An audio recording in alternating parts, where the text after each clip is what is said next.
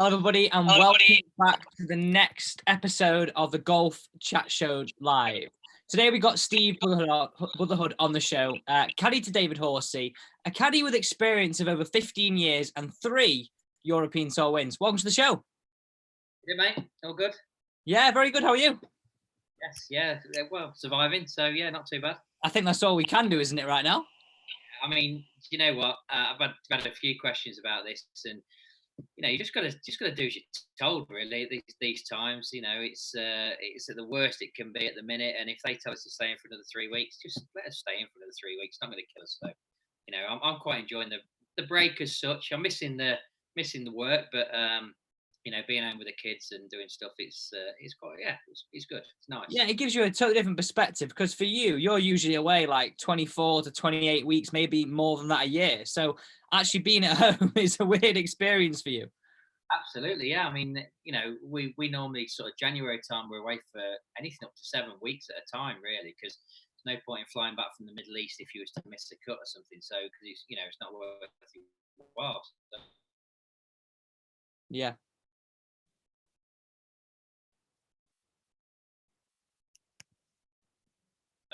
So yeah, so to be home and you know with the kids not being at school as well, it's actually quite nice. Hello. So like in this period, it must be bizarre because a caddy, you're used to being away with your player. I mean, are you keeping in touch with Dave at the minute? Yeah, we've been doing well. I've got something just up my sleeve that I'm just doing at the minute, which I can't go too much into detail with. But you know, I like to ask his opinion on stuff, and yeah, we've been chatting, and you know, he's been doing we've both had makeshift nets in the back garden, and been hitting a few shots and stuff, and doing a bit on YouTube and a bit on social media. So it's been pretty good. Class. Okay, I've got a load of questions that came in live from YouTube, and Instagram. But I want to get into a little bit of the tour caddy experience because you mentioned before you did it with Rick Shields a couple of weeks ago. But this is a service that I was on the website earlier that you offer it all around the world, isn't it? No matter where you are. I mean, it is getting bigger and bigger as we've gone along. I mean, it comes back to end of the year 2017. I'm caddying for David Howell. He gets injured. I'm told I've got a few months off. So I'm one of these people that can't sit around and do nothing. So thinking, what can I do? You know, I don't want to be sitting on my bum watching Jeremy Kyle for the next 3 months. So just thought to myself, I'll speak to the golf club and see if they mind me putting a poster up and you know, and go and see if any of the lads want me to go and caddy for them and give them a course management lesson as such. So I did, and the golf club were brilliant with it. I'm a member at Newark Golf Club in Nottingham, and they've been fantastic. So so I did that, and I was inundated with calls and emails. Yeah, I want to do that. You know, I need to learn how to get around the golf course better. Now, you know, we're not pro golfers. Some of us are decent golfers, but some of us are rubbish as well. So, but with that, you know, the experience that they've got and how good they are as a caddy can only help the amateur golfer. I mean, I play in a big fiddle on a Saturday morning, a group of 60 guys every Saturday morning, chuck a fiver in, winner takes a lot, and then you buy the first round if you win and stay and have a few beers after. And I watch them week in, week out making stupid, silly mistakes. And it's, you know, you don't want to get involved in their game because, you know, it's not your job to do it unless they, you know, they ask me to come and do it as the job kind of thing. But you just think to yourself, you know, don't hit that club. You know, it's so easy. You've got a shot here. Just, you know, especially when they're going well. But I suppose if you've never been taught that before, then, you know, how, you know, you do what you think's best. But everyone we've been to, we've had 100% brilliant feedback from it. All the caddies that have done one, so it's been good. It's funny you mentioned that about helping people improve and don't necessarily have to be a PJ coach of any description and just know the game, going the golf well. And I had Carl Morris and Simon Dyson on last night, and we were saying the same thing. Golf's sort of gone away. I mean, for all players of all levels, gone to our perfect swings, perfect technique, whereas actually, for 9 out of 10 club golfers, you could save them a shot without even changing the swing, or even more than a shot. I mean, David Howell, and if he ever watches this, he'd probably shoot me for it, but he wasn't one of the best ball strikers in the world, and he'd probably admit that, you know. And I've seen him. I've caddied for him for 6 years, so it was a long time to be with someone. And I've seen them. Well, I'll tell you a little story. We played in Doha with Tommy Fleetwood before Tommy become Tommy, if you like. He was still a great golfer. He was one of his rookie years, but we played on the Saturday morning. Tommy flawless, fairways, greens, hole inputs, chipping in, brilliant. Shoots 68. Howler, like the red arrows. I couldn't get yardages from some places because I was having to walk 60, 70 yards to get to the nearest spot. It was the most embarrassing display. But because Howler's so good mentally and his short game's so good, shot 68 the same score. And there was in the scoring office after, and Tommy said, Howler, you shot 68. And he went, yeah, I know. And Tommy just couldn't get his head around it. He said, "How?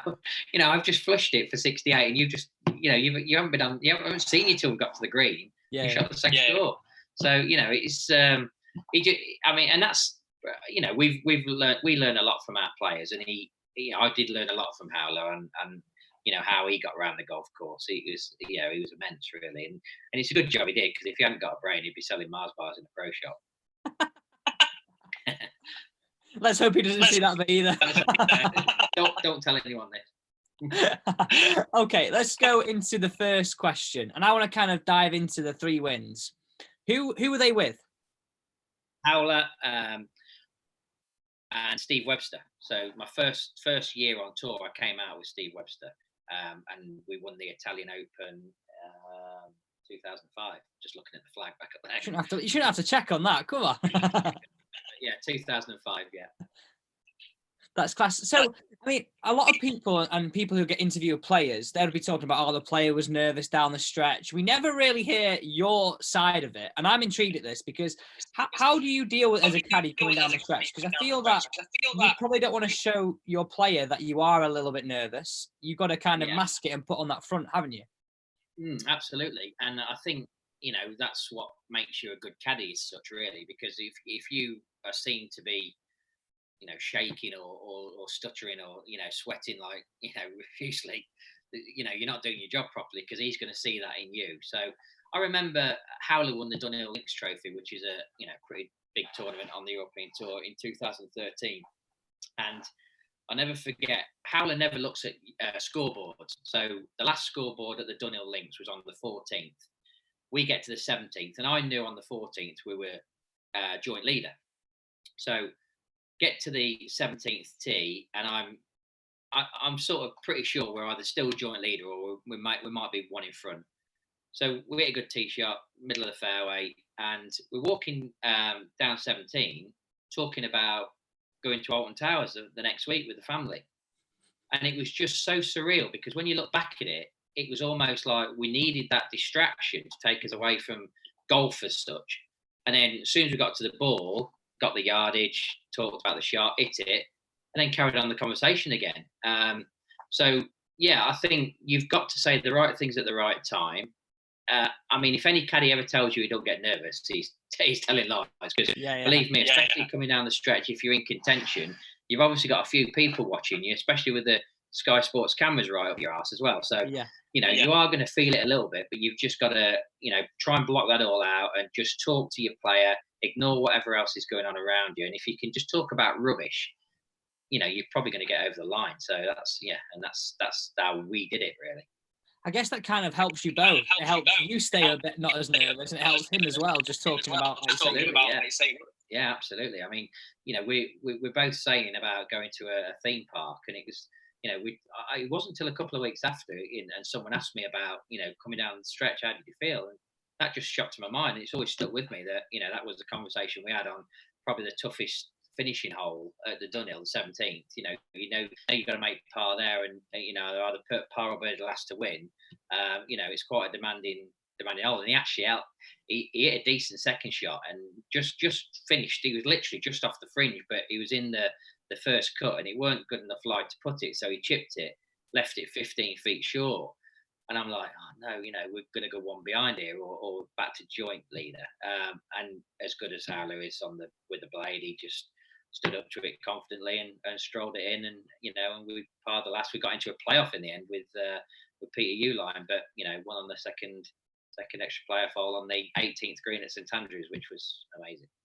So in a playoff, how do you do it? If you're going off first, or second, with a caddy intervene in what the player's thinking, or do you come up with a game plan together, or same as what you had in normal play? Yeah, I think you just stick to the game plan. I mean, it was on the Saturday at St Andrews. We stand on the first tee, and Howlers were talking about what club to go off the tee, because it was pumping downwind. Obviously, you don't want to get too close because it was a front flag, so you want to try and leave yourself a full shot in so you can spin it a little bit. So we talked about it, and we ended up going with the 3-iron. Anyway, Howlers, if that far behind the ball off the tee, now whether it was nerves or whatever it was, or bad swing, I don't know, but it literally just got over the road.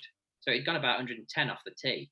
Now, I've had to walk 70 yards to the first spot, and we've hit 3-iron into the first hole at St Andrews. Now, an amateur, it's ridiculous. So, and he made the most unbelievable 4 and went on to shoot 63 on the Saturday. So, it was almost like that was a little bit comical on the first tee.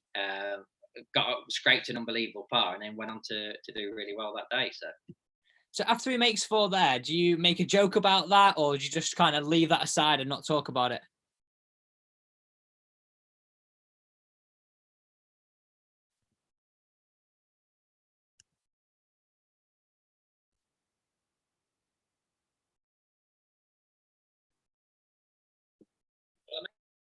He played for quite a few years, and obviously we'd never done any good in the Dunning, and obviously we'd never done any position with you. It was quite surreal, because obviously all the people had come to watch Hugh as such, not really paying much attention to the golf. They just wanted autographs and photos with Hugh Grant. But Hugh was brilliant. He really sort of, when he needed to, stood out of the way. But when he needed to come and put his arm around Howler and have a chat, he did. And I think that was it made it more relaxed going into the Saturday and the Sunday playing with you. Because it's a strange tournament for a caddy, isn't it? Because in that situation, you've got people who aren't, or don't necessarily, and I know you're saying Hugh Grant did there, but like know the etiquette or know how to react, because each tour player knows to keep themselves to themselves. They almost talk within their own little team. But as soon as you throw in different people, it's a weird environment. It is. We played with Bill Murray one year, and it was funny, and it was relaxed, and it was jovial, and he was brilliant. But when it come to golf, it was just out the window. All he was doing was going up to, I remember on the 16th tee at Carnoustie, he went up to 3 lads and called them One Direction or something, and just interacting with the crowd, and Howell just trying to have a practice swing and hit his shot. And the amount of times I had to go up to Bill, just oh yeah, sorry, and he was going like this then to the crowd, and they were laughing, and it was just making it worse. So yeah, it's a funny tournament, but it's a nice tournament. It's a very relaxed tournament. I bet, especially you put that in stark contrast to say like the Open or BMW PJ Wentworth. They're tournaments where it's serious, especially now with it being a Rolex event. Absolutely. I mean, whenever you're playing in the UK, it's being an English player or caddy, it's quite good, because they're there to cheer you on, and you tend to get bigger crowds. You go to China, and it's just your 3 players and your 3 caddies. It's just like going having a knock in the medal. Yeah. So when you're playing in the UK, they are the favourite tournaments for us as such. Okay, so start of each round, the player goes through the stretches, hits a few balls in the range. How do you prepare for a round? So we normally meet. Well, I meet David Horsey an hour and 10 minutes before the round. So I have to get on the putting green first and set he's got a Phil Kenyon Vizio mat. So I have to find a 6-foot straight put, set the mat up with the gate. I haven't got the best putting stroke in the world, so it's quite difficult for me to do. So I probably have to leave about 30 minutes before, but try and get this 6-foot straight put. And so when he comes on the green, he's got his 6 golf balls there, his gate, his mat all lined up. So he just takes the putter and gets into his routine. We do that, then he goes chipping. I then go to the range and set his golf balls up. And then we just, we practice, and about 10 minutes before, move on to the first tee, and we're ready to go. Because that sounds quite a short length of time before actually teeing off. Because I've heard some guys potentially get there quite a lot before, want caddies to go and walk the course on the morning. Does Dave want you to do that, or do you do that any time? I mean, Open Championships we probably would go and walk the course before, because they don't put the pin positions out on the greens in Open Championships now. In normal European Tour events, there's a little yellow dot on the Thursday, which tells you that that's going to be Friday's flag. So while Dave's doing his stuff on the green and putting, I'm away finding this yellow spot, and then I can pace what it is to the back of the green, whether it's over a slope, whether it's over a trap, and then I make my notes. So when we get the pins that evening for the next day, I've already cross-referenced them with what I found, and you know where the pin's exactly going to be. So you don't really need to go and walk the course the next morning. So you're almost doing your research whilst the players doing their work on the green. You're walking around trying to find those dots. Yeah, it'd be quite difficult if your player wanted you to read every putt, because you can't do both. But because you're in a group of caddies, it's not normally every caddy will be reading the putt. So one will go and find it, and then as you walk into the next tee, did you find that? Yeah, it's 3 over the slope and 5 behind it. So you pretty much get most flags in tournament days. So I know you run the Tour Caddy Experience, but are the caddies quite well knit together on tour? Do you all kind of hang out together? Is it a good community? Oh yeah, I mean, I think everyone gets somewhere. I've never, in my 16 years of being on tour, I don't think I've ever seen any sort of arguments as such. You have your odd squirrel now and again, but it's followed up with an handshake, and you move on. Yeah, I mean, we are one big happy family. We've got a brilliant caddy association which look after our hotels most weeks. So we'll have a caddy hotel set up for us where we can book in. So most of us are staying in one place. We have transport put on for us to get us to the golf course next day. So this has only been over the last sort of probably 10 years since we've had an association that these things have changed. We get really good caddy lounges which feed us breakfast and lunch, obviously the transport, and then the hotel. So it's we're all pretty friendly, and I share with a guy called Jamie Herbert, nicknamed the Hobbit. He's about 3'2", and he's he came on tour probably 7 years ago, and he hadn't got anybody to room with, and he was in Turkey, and I said to he was coming out with Eddie Pepperell, and Eddie said to me, hey, do you know anyone that's Jamie could room with? And I said, oh yeah, put him with me. I'll look after him. And he called me Gary for the first 6 days, and I think I'm still under his phone as Gary Brotherhood, because he's never changed it. But I kept saying to him, my name's Steve, but for some reason it didn't get through to him. And on the Saturday, I sat him down. I said, Jamie, why do you keep calling me Gary? And he went, because that's your name. I said, my name's not Gary, my name's Steve. Oh, well, why have you let me carry? I've been telling you for 6 days. But without Jamie, it'd be quite a lonely life. You can share with other caddies, but you like to keep to one routine. You know what you're going to get. If you mix it up a bit, you might get a snorer that you can't sleep at night. You might get one that comes in late and wakes you up, and it's a bit uncomfortable that way. But yeah, we've roomed together for the last 4 or 5 years now. So I might be out of turn saying this, but would it be fair to say, as the years have gone on, the caddy has become more professional in quotes from previous years? I'm talking like maybe 20, 30 years ago. You used to hear stories of them just coming out drunk on the first tee and all this. Has it become more of a profession? I mean, I've been doing some podcasts, and I've learned quite a lot since doing them with some of the legends, if you like, Billy Foster's and Dave McNeely and Wobbly. They've told us some really good stories where they used to drive from tournament to tournament and sometimes pitch a tent at the bottom of the range, just to save a few quid.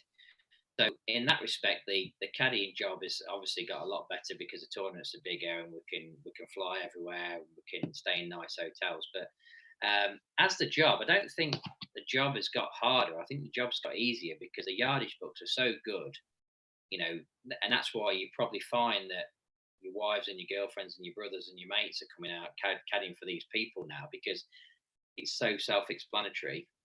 Anyone can sort of read the yardage book, and if the pro just wants, like when Roy bought Harry out, he got slated for it for quite a while on social media, and I always backed him because Rory's a brilliant golfer. He's world number one. You can't take that away from him. He's a brilliant golfer. He knows exactly how to get around the golf course. I think for me, he needed someone that was his pal that he could go out for dinner with, he could room with, he could speak to him about anything and everything. He didn't want a caddy as such. He wanted a mate. And you know what? He got for it for the first 6 or 8 months. But now, I think they're going to eat the words now because obviously he's still world number one again. So exactly, I agree. I think he just needs somebody just to bounce off. And like you were saying about you talking about going to a theme park, that probably gives him that version. Yeah, well, they grew up together, I believe. So they've got stories from when they were kids. Now Rory's got a family, a wife. So there's lots for them to talk about. Now, whether Rory could find someone like that in a caddy that would become a mate instantly, probably not. No. So for what Rory did there, I take my hat off to him. I think he did the right move, and it's paid off, hasn't it? Definitely has. Okay, on to the next question. What do you think is the main role as a caddy? The main role as a caddy, there's you keep up, you shut up, and you turn up. Basically, someone's actually told me that before. Yeah. To be honest with you, what makes a great caddy is a great player. Now, I could go out and think I've done the best job in the world for 18 holes, but if my player's hitting it all over the place, it doesn't really matter. So if any caddy tells you that he's a brilliant caddy and his man hasn't done this, that, and the other because of what he's told him, he's talking rubbish. You're only as good as what your player is at the end of the day. Now, for me, the hardest part about being a caddy is if your man is struggling, that is the hardest part. Turning up week in, week out, knowing that your man's playing very well and keeping him upbeat and keeping him confident and not letting him lose the plot, if you like, because as soon as he loses his confidence, it could be a long, long time before he gets it back. But then on the other hand, if your man's playing well, it's the easiest job in the world. You just let him flow and you keep him happy, and the rewards come in. So the role as a caddy there's two ways. Your man's playing well, it's easy. If your man's playing bad, it's a tough job. Because I bet you guys really earn your crust when your guy's not playing great and when it's raining a bit. That's what the two kind of scenarios where you are literally the life and soul of that relationship, because keeping the clubs dry, like you say, keeping his confidence up. It's a tough job. Yeah, and especially if the weather's against you and you're playing rubbish, then you've got it all going on. So yeah, it's tough. Yeah, and you just have to say the right things. It's almost like you have to embarrass them into telling them how good they are. If they start getting childish, if you like, you're a European tour player. You've been out, you've won 4 times on tour. What are you going on about? What are you being so grumpy about? There's people that why don't you carry the bag and I'll hit it. Try and carry the bag in this wet rain, and I'm drying your clubs and trying to keep you happy, and all you're doing is moaning at me. You just got to say the right thing at the right time, not upset them, because if you say the wrong thing and get the backs up, then you're on a uphill battle to get them back. So you have to pick your moments for sure. It's a bit like being married. Do you learn that with each player? Kind of once you've been with a player for a few tournaments, you count them out, you find out what that boundary is, what you can say. Yeah, absolutely. You've got to judge the player. That in the first couple of weeks of caddying for them, what kind of character they are, if you like. So, and you just have to adapt. On certain players, you're going to get it in the neck quite a lot. But hey, if they're making you a few quid, you can take that. Yeah. If you get it in the neck and they're playing rubbish, and it's not your fault as such, that's when it can be a bit fiery. Like, I'm sure, like, if you're in the same group and you've got a player giving his caddy a little bit of gyp, say, and maybe that's not actually relevant, what happens there? Do the caddies get together afterwards, or what happens there? Or is it that's their relationship, that's their team? Yeah, we've hey, listen, if I was to say I've never slagged my player off before, you do eat at the moment kind of thing. You have a chat. You need to get it off your chest, same as anyone. If you've had a hard time on the golf course, or you've had a hard time in the office, or your boss has been onto you, then you need to relieve it. And sometimes that way, just having a chat with another caddy and saying what an idiot it has been.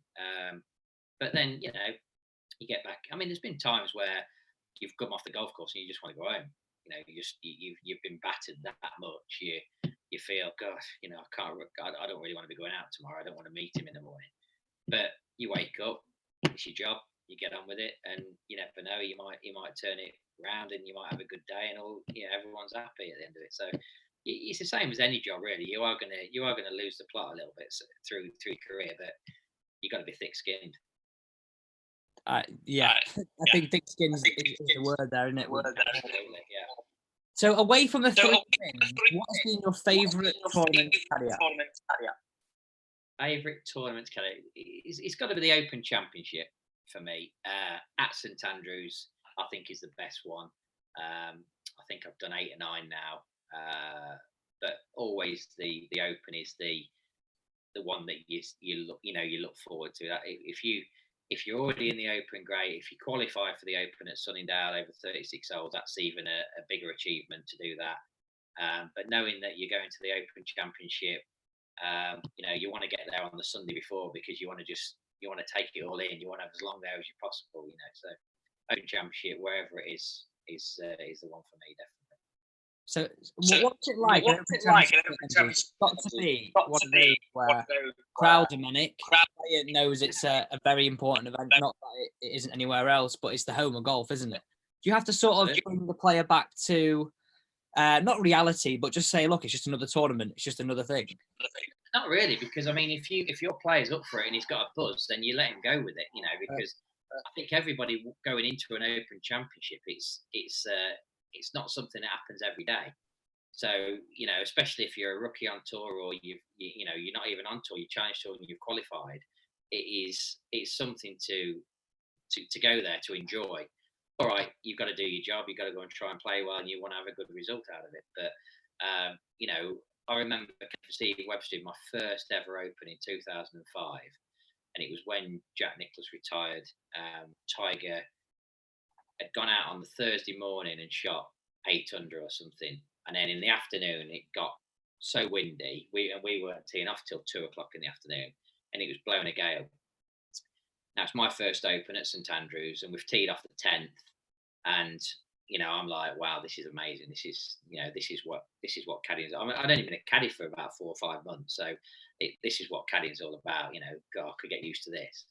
And Webby went out in 6 under for 9 holes, and we were 2 behind the lead, 2 behind Tiger, second place on our own, and everyone was like, no one can shoot under par in the afternoon. It was blowing that bad. And it was almost like I don't think we got too carried away with it, but it was sort of, you got put in a position where you thought, when you got to the first hole, you're 6 under and you see the leaderboards and you see your 2 behind, you think, oh, hang on a minute, we're doing really well here.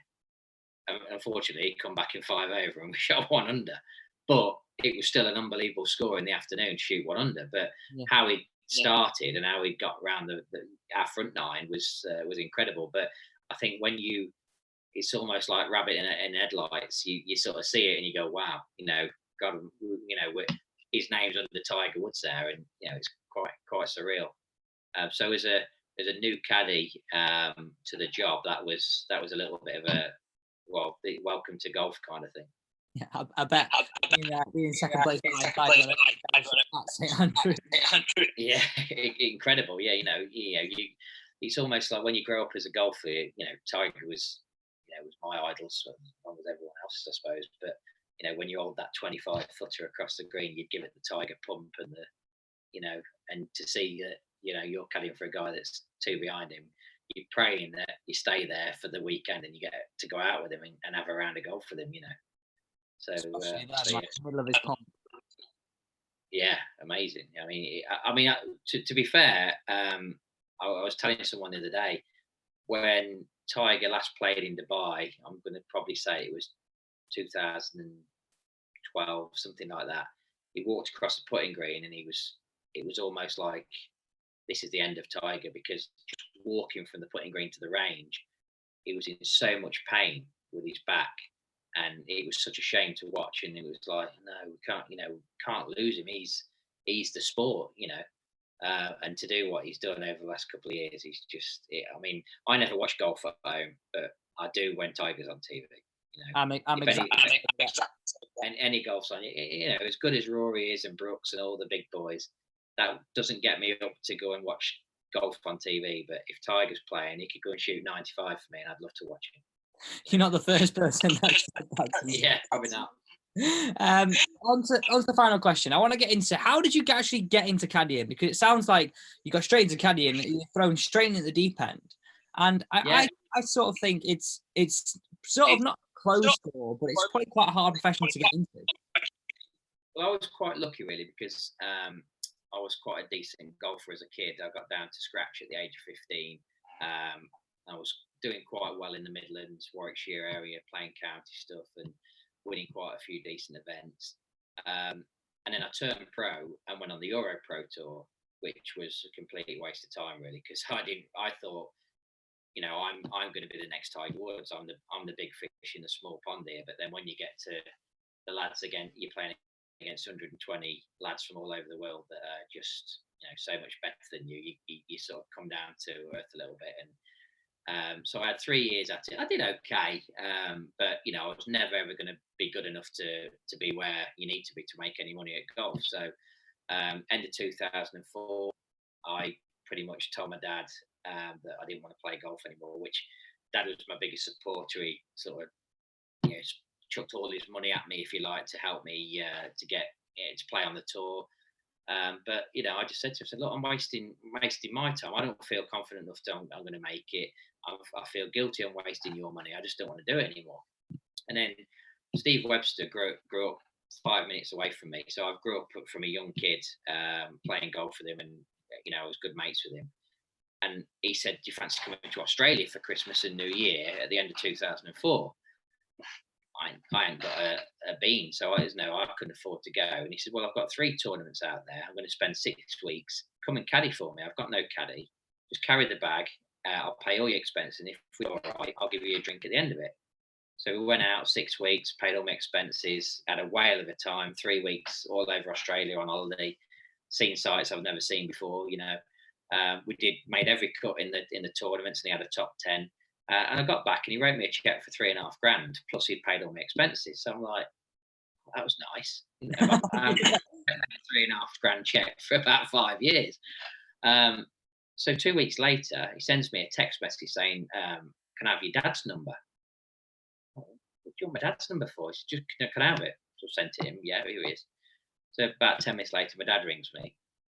Just had Webby on the phone. Wants my permission to ask you to go caddying for him full time. What do you think? And I'm like, "Well, I've got to do it, Dad." So, you know, I'm not playing golf anymore. And my dad was going, "I think you should give it one more year playing, and just see how you go. If you don't do it, then think about it." I said, "It's my time." I said, I don't want to. I said, "You've just excited me to go and do something different. Whether I enjoy this job or not, I just need to pack in playing golf." So, yeah, I accepted the job. So we started in 2005 in January. In May, Webby won his first event in Italy. So 4 months into me caddying, he wins the Italian Open, and then finishes 4th at the Forest of Arden the week after, and writes me a check for 26 grand. And I'm like, what on earth have I been doing for the last 3 years, trying to hit a little white ball round when I can be doing this? And it was like, I was a single lad, you know, loving life, traveling the world, and making a lot of money. So that's how I did it. I guess though, starting off so well and winning so quickly, it sort of gives you a respect as a caddy. So as soon as you won on tour, it means then you can move on to like people like David Howell, Marc Warren, Ritchie Ramsay, and now Dave Horsey. Absolutely, yeah. You know, you build your CV up, and you know, even 16 years in, I'm still trying to build that CV, because eventually you want to work for a top 50 in the world player, you want to be in all the majors, you want to be in America, and you ultimately want to earn a lot of money out of it, and you know, and do well in the game, and that's what you strive to do. You know, again, you're only as good as your player, but if you start playing well and you get out in the good groups, and you're out with your likes of Rory's and people like that, and they see you do a good job, then when they are ready for a change, then you might get a look in. You know, when a big job comes up, you normally go for it. You put your name into the managers and try and pick a job up that way. but you know, you have to be in the right place at the right time and get lucky. You know, and if you get lucky and you make it normally, if you do well and you get in that top 50 in the world, you normally stay there because they sort of swap and change within themselves. They don't really go to another caddy as such. So unless like Rory, I guess, have brought the best friends in the way. Absolutely, yeah. And that's what you strive to do. You know, Rory's brought a mate on, you know, out on the circuit, which is, you know, losing a caddy a job, if you like. But you know, that was right for him. You know, other players, other pros, you know, your Jordan Spieths and your Justin Thomases, they want a caddy. You can hear them talking to their caddy, and you know, and they're a team. So I don't think they would do well as such with a mate. They want a caddy that's been out there, that's got experience. Yeah, and can give them the advice to say the right things at the right time. Yeah, getting the right thing. You know, I remember on the Saturday of St Andrews at the Dunhill Links, and someone asked me this question after. It was a New York magazine in an interview on the Sunday afternoon at the Dunhill, and he said, "Can you remember in this week how you've overrode a shot and talked him out of a shot and done something different?" And do you know what? I couldn't, because he'd been playing so well and we were both on the same page. I couldn't remember a shot until it was the 15th of the last round, and Howell wanted to hit 3-wood, and I said that, you know, 3-wood can reach the bunker. You've got to drive it. You've got to try and carry it, because, or else we're going to be hitting 3-iron and we're going to leave ourselves a long shot. So, you know, these pot bunkers are 7 yards wide. To it, and I said, just aim it straight at the pot bunker. It was breezy, and for it to stay there would have been a miracle, really. So it hit this drive, and it missed the bunker, and we went on to make a birdie on that hole. And that was the only hole really where he wanted to hit one club, and I said to hit another one, and that probably it was the right play. But out of the other 71 holes, we were pretty much on the same page and just got on with it. That's got to be hard as a caddy to talk a player out of a shot, hasn't it? Well, you've got to be right. You know, you've got to be positive, and you've got to sell it to them. You know, you've almost got to be a salesman on the golf course, because if he's adamant what he wants to do, you've got to sell it to him and tell him why you think it's something else. Now, at the end of the day, it's the player's final choice. You know, he decides what he wants to do at the end of it. You can only make your opinion. But if you're that confident that, you know, that is the play, that is the shot, that is the club, that's what they pay you for. So that, you know, and believe me, I've got them wrong. I've got them wrong in my time, and I'll get them wrong again. And you don't do it on purpose. You're doing it because you think that is the right play.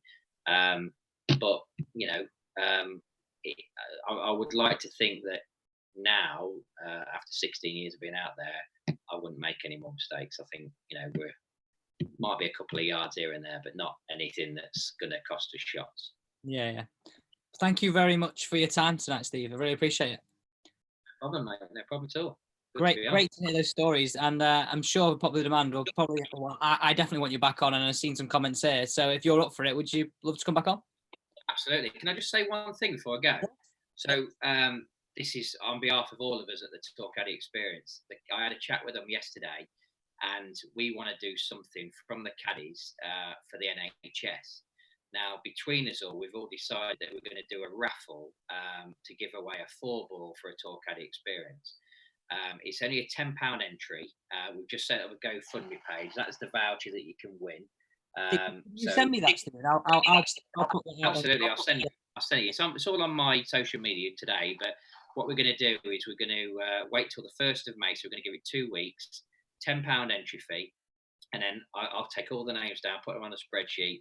We'll do the draw, and the winner will win a 4-ball with one of us caddies, and then he can pick 3 of his mates to come along, and then we'll arrange a date that suits all, and then we'll take them around. Now, none of the caddies are making a penny out of this. They're all doing it off their own backs. 50% of the money is going to the NHS charity, and then I support autism in children for the TCC as well. So if anyone's listening and they want to have a chance of winning, it's only a tenner. Dig deep and yeah, just enter. That is class. And if you can send me that, I'll put it on my social media as well. Yeah, I'll do that straight away. Yeah, perfect. Thank you guys for joining us tonight on the Golf Chat Show Live. As always, we appreciate all your comments. We appreciate all your likes. And we'll see you tomorrow at 6 p.m. Take care.